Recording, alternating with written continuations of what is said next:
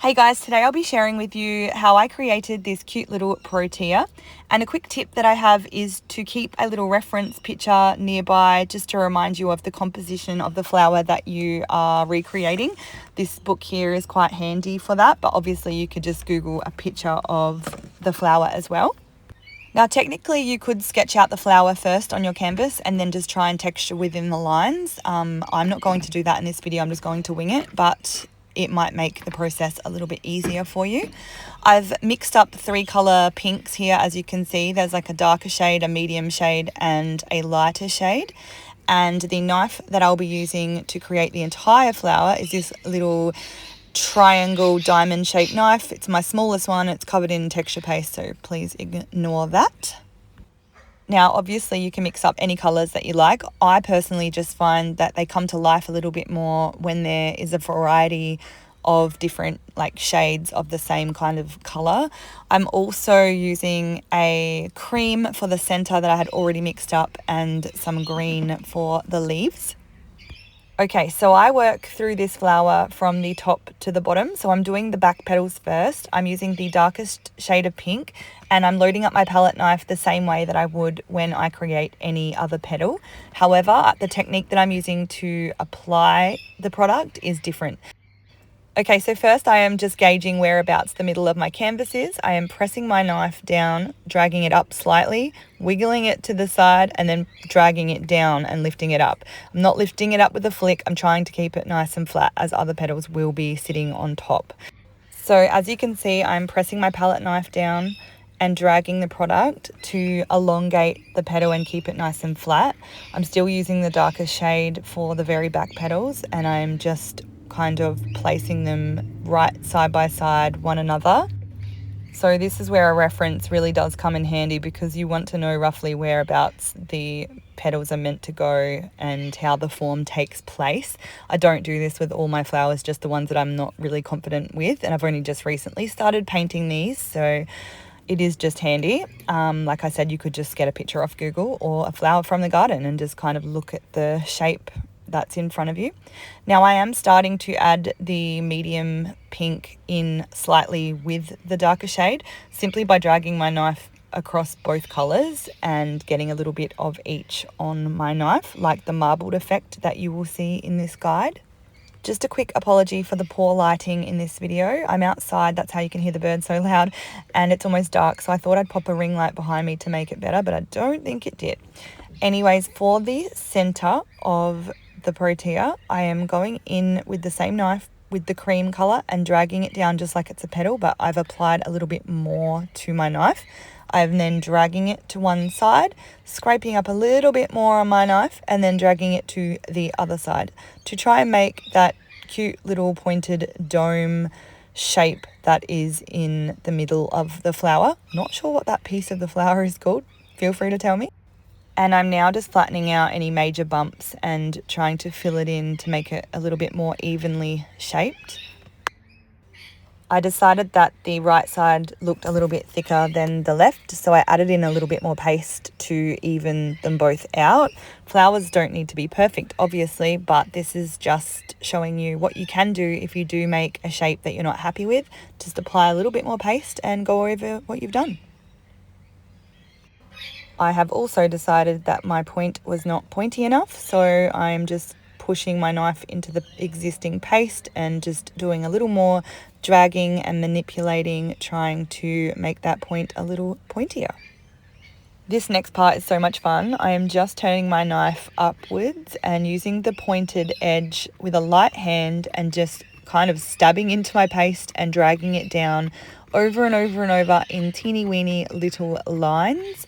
This just gives that effect of the section of the protea that I don't know the name of.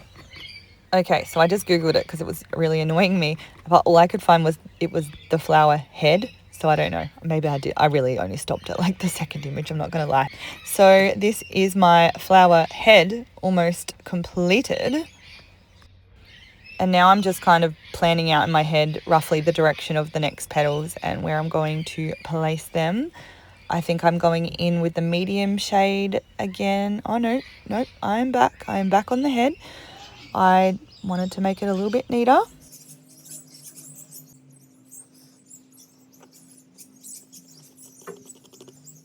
So now I'm ready to make my next layer of petals. I'm using all 3 colours mixed together on my knife just for a different effect. And I am slightly overlapping the middle of my flower. It doesn't matter if you do this, because naturally the flower is going to have petals that go over the centre. Okay, so I've made a little mistake here, which you will see. I decided that I wanted one more petal on the outer edge, which I should have put down first, so it looked behind, but it's okay. I'll show you how you can fix this. So I'm putting the petal down, which I should have done first, so it looked like it was behind, and then I'm just going in with some more paste and redoing the petal that I did do first. That should have been done second. I hope that the bird sounds aren't annoying you. I decided to keep them instead of using music in this video. And funny story, I'm doing the voiceover outside in my car because I'm too shy to do it in front of my husband, who is home, and there are more birds, very, very loud birds. So I've shut the door so you can't hear 2 sets of birds in this video. Okay, so back to the petals. As you can see, I'm just working my way around the flower using the same technique for each one that I'm laying down. However, the ones that are at the very front, I am starting to make smaller and a little bit lighter. And I'm sure you already know from the first guide, but to make your petals smaller, you simply need to use less pressure. So I've used this exact same knife throughout every single step and every petal that I've got here on this canvas. Sometimes I just push a little bit harder and drag it out a little bit wider if I want it bigger, and then just use a lighter hand to make it a little bit smaller. You can actually make really tiny petals with this knife. It's my favorite knife. I don't know where I got it, and I only have 2 of them. Watching this back and picking my art apart, I would have added a little bit more darkness in the front section of the petals, but you can also just wait until your flower has dried and then go in with some acrylic paint and paint little sections of your petals by hand, which I think I probably will do. Anyway, now I'm just mixing up some green, and I'm doing this directly on top of the pink shade that I already have on my palette. It's essentially just using a mother colour, a new technique that I have started implementing in my work, and you can now check that out on my guide that I have updated on one of the tips and tricks pages. Okay, now I'm just figuring out roughly where I want the centre of my flower. In person, this looked like the centre to me, and then I looked back at it a little bit later on and decided that it was way too far right, and I rubbed it off, which you will see in a second. I am now attempting to create a leaf, which I think is the hardest part of this entire flower. I'm not going to lie, because this section here makes or breaks everything you've just done. Because if your leaves go over too far, like they're up too high, they're going to cover up what you've just done. Or if they're too low, they're just not going to look proportionate. And if you bump too much into the leaves, then you've got a mess. It's really not my favorite part, and it's usually where I stuff up. So all I can recommend is that you roughly decide on the center. As you can see, I've just rubbed away mine because it wasn't right.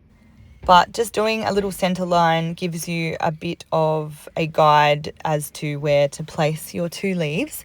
Now, to apply the leaves, there's no right or wrong. See, I'm just kind of turning the knife both ways, trying to work out which way I'm going to do it, because I've actually did it a different way on the first one. If you rewind this, you'll see it was a different direction that I held the knife. So it works like either way you hold it. I have then turned the knife around the other way to give the pointed edge, and I'm just dragging it down on top of the first half that I made. And I'm just touching up a few little areas that I just wanted to have a little more smooth, just by using my knife nice and flat and just dragging the paste where I wanted it. And now we have an actual center. Now I probably could have left it there, but I decided to fatten up one of the petals slightly more just to try and get them as even as possible. And we are done. Before I go, I would love to know what you thought of this tutorial, and if you have purchased any of my art guides on the website, I would be so appreciative if you could please leave a review. It would help so much. I hope that the tutorials really help you as well, and I look forward to seeing your creations.